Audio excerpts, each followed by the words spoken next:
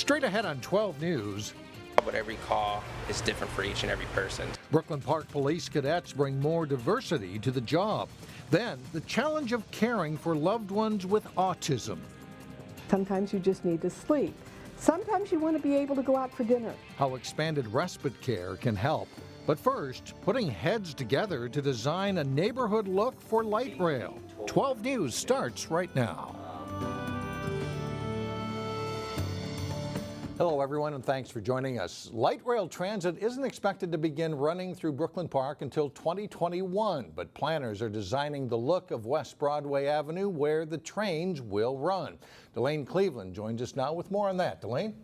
Mike, city officials began a two-day workshop today that focuses on the design elements of light rail transit. That includes everything from sidewalks to bike lanes to plant life along the light rail corridor. Yeah, we definitely want West Broadway to be a unique and exciting corridor for the community, a place where people have a sense of what Brooklyn Park is. This week, Brooklyn Park's design team is conducting one-on-one meetings with people who own commercial property along West Broadway. The goal is to talk specifically about their property and address some big picture topics about how to enhance West Broadway Avenue when the Metro Blue Line extension is up and running. We're thinking about both the functional elements, the trails, the way the cars move and the way the pedestrians move in the corridor, as well as thinking about some of those beautification elements, how trees and plantings and benches and those elements can really enhance and potentially places that public art might have in long term. Bergeron said they also hope to get community input as well. The city plans to host public meetings in conjunction with the Met Council in November. Mike? All right, thank you, Delane. In Golden Valley, the City Council gave final approval to a lodging tax that will fund a convention and visitors bureau to promote tourism in the city. The city approved a 3% lodging tax on gross receipts for Golden Valley's 2 hotels, Holiday Inn Express and Ramada. The revenue will fund a visitors bureau that Golden Valley will form in partnership with St. Louis Park. Golden Valley officials believe the lodging tax will help promote all the good things the city has to offer and stimulate economic development. Brooklyn Park is taking steps to diversify its police force, and one way they are doing that is by attracting a wide range of cadets and giving them real-world experience. Reporter Shannon Slatton explains. This is my squad car, and what we do is we normally perform a squad check before we leave. Most of the time, the beginning of an officer's day is the predictable part. We have to check all the bulbs, check all of our lights to see if our lights are all operable. Checking equipment. We have to check our cameras. Getting gear ready. We check our tools. Preparing for when the calls come in. So we got lockout tools. And the job is about dealing with the unexpected. It's one of the things I love about law enforcement, something new every day. These 3 cadets are in the first stages of their career. Got up one day and just said, you know what, I need a career change. We're trying to literally find diversity within the city borders here and kind of grow our own police officers. It's at least a 3-year process for a cadet to become an officer. You kind of learn the steps. It really is a great opportunity. And Brooklyn Park is paying particular attention to attracting diverse cadets. They get trained as police officers, they go to law enforcement school, and we pay them for that. We also pay them to work here. Brooklyn Park Police has 9 cadets, and time on the job is time well spent. Cadets roll out and work as community service officers. Every call is different for each and every person, so like my partner said earlier, every day is a new day, every call is a different call. Well, I'm calling in reference to you being locked out of your vehicle. First on Hassan Robertson's list. Okay, it's a white Ford Taurus. Is a simple lockout call. We'll reach out and attempt to get into their vehicle. But the call turns out to be not so simple. Have you reached out to any other city resources? As the lockout also involves a family dispute. Okay, go ahead, open it up. Real world experience like this prepares cadets for what life is like as an officer. Communicating with our community is such a huge thing that we do, and when we do that well, we see positive results. In Brooklyn Park, Shannon Slatton, 12 News. Brooklyn Park Police have also expanded their Explorer program in local high schools, and they hope to recruit diverse students to become explorers and then cadets and eventually officers. The city leaders in Brooklyn Park are in the process of making some key decisions on what the city will look like in 2025, but first they want the public's feedback. A steering committee drafted a list of 6 things Brooklyn Park needs to work on over the next 10 years. Now they're asking residents and business owners to participate in an online forum to share their feelings on those 6 goals. Brooklyn Park's a huge community, 80,000 residents, a lot more workers that work in the community, and we really want to hear everybody's voice to make sure that we can make Brooklyn Park 2025 the best plan it can be. People can take the survey through October by going to brooklynpark.org/open-forum. It's estimated about 1 in every 68 children is identified as being on the autism spectrum. Raising a child with autism can mean a level of caretaking that can become increasingly wearing. And as Alexandra Renslow tells us, it's why Hennepin County recently approved a way to give caregivers a break. Can I help you? Like many parents, John Tu and Paula Austin have their hands full raising 2 young girls. This is how you maintain a dad bod. 7-year-old Malia and 4-year-old Naomi bring laughter and joy to this Brooklyn Park home, but the daughters have different needs. Naomi definitely makes her needs more apparent. You know, she can articulate her thoughts. She can just say what she wants. Malia, not so much so. A boy or girl? Around age 2, Malia was diagnosed with autism spectrum disorder. And nearly 5 years later, a limited vocabulary makes it difficult for Malia You want some water? to express herself. She's receptive to language, but in terms of expressing language, she's always had issues with that. People can be more severely or less severely affected, but it affects their communication, their ability to interact socially, and they're flexibly. People with autism often need a lot of routine and structure in order to be able to function. Dr. Barbara Luskin understands the long-term challenges caregivers face. Luskin's adult son has autism and is nonverbal. That gets very wearing. Sometimes you just need to sleep. Sometimes you want to be able to go out for dinner. The Austins can relate. It's more difficult to find a babysitter or temporary care for Malia on occasion. That's always one of the challenges when you have a child on the spectrum, is that you more often than not have to explain what exactly that means. Can you put my crown on? Hennepin County recognizes families sometimes need a break from caregiving. The county recently approved a $350,000 grant to help find and pay for short-term or emergency respite care services. It's expected to help at least 125 people with autism for the next year and a half. Dr. Barbara Luskin believes that's money well spent. This is one way we say that this is an important job you're doing. We can help you out. The grant also provides cultural competence training for respite workers. Coming up, what is your financial IQ? And Money Savers, a way to do better with your money. And later in sports, Armstrong takes aim at another win in girls tennis as they face Osseo. Plus, have your umbrellas handy. A flash flood watch is in effect in Hennepin County until Thursday morning.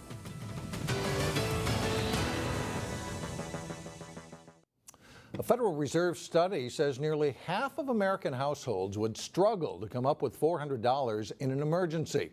A lack of personal finance knowledge is one reason why 2 local entities came together to offer free financial seminars. Reporter Shannon Slatton explains in Money Savers. What grade would you give yourself on personal finance? One study says most Americans would give themselves a C or less. Topline Federal Credit Union and LSS Financial Services have paired together to offer free seminars to help bridge that gap. Taking a class is often the first step toward a better relationship with your money. A seminar is a perfect way to kind of get your toes wet and learn about the services that are out there, so that then you can delve further into your finances and really take control. The workshop series is called Taking Control of Your Finances, and different seminars are offered in September, October, and November. Topics range from retirement planning and Social Security to consumer protection laws. There are even some seminars offered to target students as young as 5. The courses are free, but you do need to register for them. We believe a little bit of education, as in a workshop, as well as a one-on-one conversation afterwards, and a little bit of encouragement. We hope that personal finance becomes a little less overwhelming, and managing finances makes it a little bit easier. Additionally, it's worth pointing out that Top Line members receive 6 free sessions of confidential credit counseling each year. Through that program, in the past 8 years, 120 families have eliminated more than $2.3 million in debt. Impressive numbers, but that all started with that first step. Mike? All right, good to know. Thanks, Shannon. Coming up, how some photographers view their city with prize-winning photos. But first, Osseo takes on Totino Grace in girls and boys soccer. Jay Wilcox has the highlights next. The Totino Grace boys soccer team already owns impressive wins over Park Center and Maple Grove. The Eagles hope to make it a clean sweep of the District 279 schools as they played at Osseo Tuesday. No scoring in the first half, and the Eagles' number 5, Herbert Endelay, stops as the Osseo defender goes down. Endelay shoots and scores to get the Eagles on the board 7 minutes into the second half. Osseo doesn't generate much offense in the match, but Darius Quiddy gets a hard shot on goal here. But Grace's Daniel Forboard makes the stop. Luke Lindsay's pass deflects to Endelay, and he scores his team-high 7th goal of the season. Totino Grace wins 2-0 as the Eagles score their 4th straight win. In the girls' game between those schools, Osseo faced an uphill battle against a Totino Grace team that was coming off a nice win over Maple Grove. Eagles senior Megan Zerbe creates some space for herself and then chips a shot high into the corner of the Orioles net. It's 1-0 Grace. Danielle Brown chips a nice pass ahead to Ariana Del Moro, who goes in to score the Eagles' 2nd goal. 2 goals just 30 seconds apart, and it's 2-0 Eagles. Still in the first half, Del Moro with a great corner kick right onto the foot of Lexi Sarin, who scores. The Eagles take a 3-0 lead into halftime. And they continue their scoring in the second half. Another assist for Del Moro. She passes to Zerbe, who scores her 2nd goal of the game. Totino Grace shuts out Osseo 7-0. Also in girls soccer, Class AA's top-ranked team Wayzata lost for the first time this season as Minnetonka beat the Trojans 3-1. Wayzata had allowed only 1 goal all season prior to that game. The news is better for the Wayzata boys. The 2nd-ranked Trojans stayed unbeaten with a 2-1 win over number 3 Minnetonka. Cooper and Spring Lake Park competed in the Old North Suburban Conference together for a number of years. They're in different conferences now, but they still met up in the pool for a girls' swimming meet.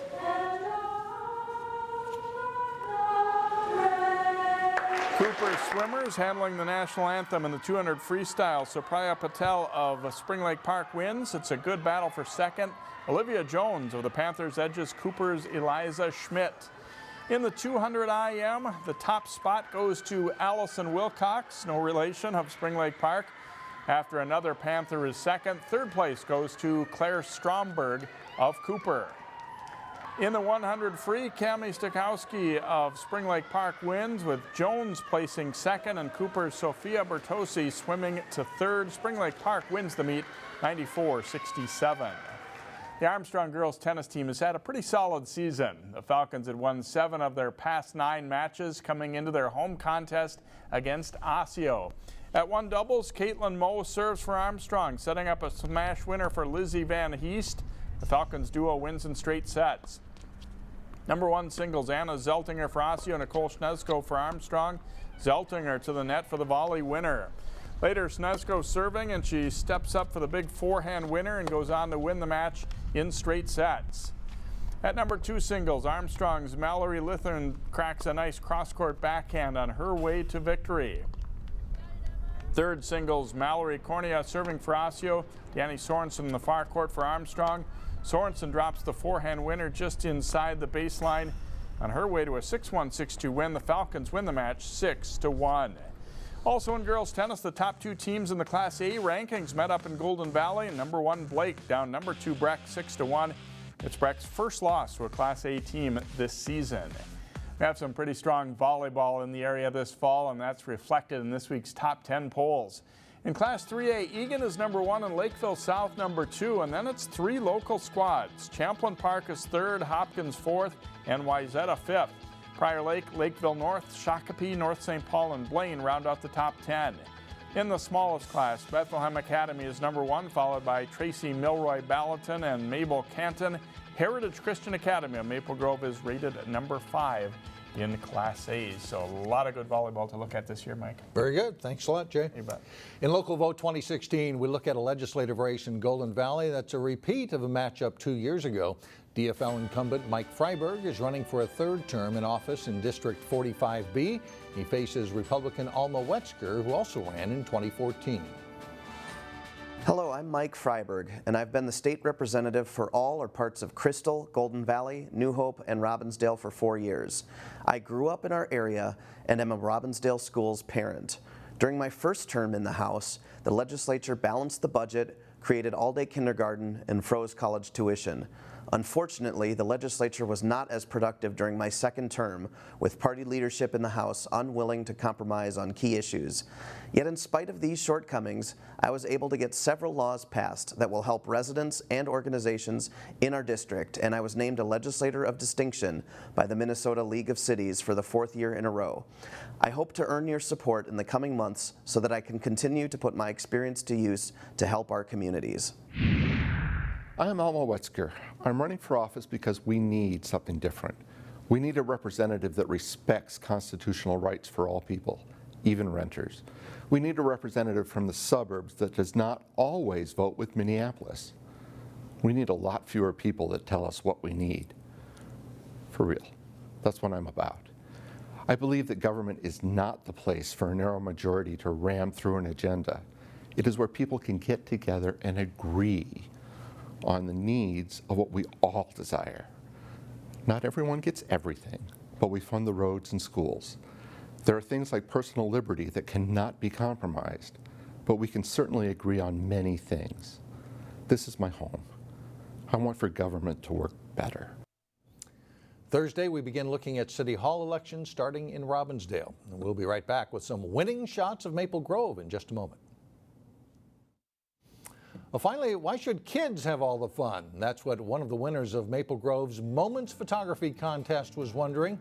Kushbu Chauhani snapped this photo titled, "Why Should Kids Have All the Fun?" and was the first place winner in the Going Together category. Other winners include Lisa Wiley for this photo called Northern Flicker in Snow, entered in the Going Wild category. And David Swanson won the Going Strong category with this photo titled Anticipation of the Catch. All the first place winners win a $100 prize, and there were nearly 400 entries from the more than 100 photographers, and you can see all of the photos on Maple Grove's city website. People can really do some cool things. There were some great shots. Yeah, great shots there. That'll do it. That's it for now. Thanks for joining us, everyone. And we'll see you back here again Thursday starting at 4 o'clock.